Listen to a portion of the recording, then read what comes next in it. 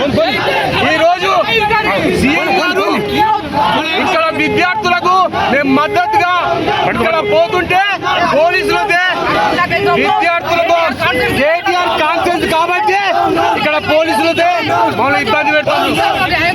కేటీఆర్ కక్ష కొద్ది ఈ రోజు ఉద్యమం చేస్తారు. కానీ రేవంత్ రెడ్డి గారు ఖచ్చితంగా చెల్లించాలి. విద్యార్థులకు శాంతియుతంగా బీఆర్ఎస్పీ ఆధ్వర్యంలో ఈరోజు మేము ఆందోళన కార్యక్రమాలు చేపడతామని చెప్పి వస్తే ఇక్కడ ఉన్నటువంటి పాలిటెక్నిక్ ప్రిన్సిపాల్ ఈ ప్రభుత్వానికి తొత్తుగా మారి ఈరోజు విద్యార్థులను కలవకుండా చేస్తున్నటువంటి పరిస్థితి కనబడుతూ ఉన్నది.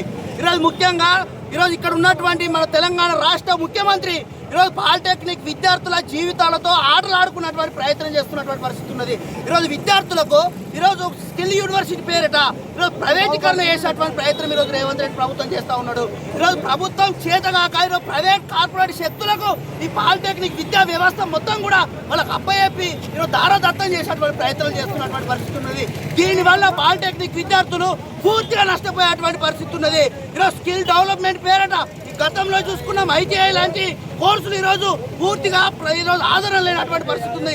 అలాంటి పరిస్థితికి ఈరోజు పాలిటెక్నిక్ విద్యా వ్యవస్థను తీసుకొచ్చేటువంటి ప్రయత్నం ఇక్కడ ఉన్నటువంటి రేవంత్ రెడ్డి ప్రభుత్వం కక్షపూర్తంగా చేస్తుందని చెప్పి కూడా ఈ సందర్భంగా తెలియజేస్తా ఉన్నాం.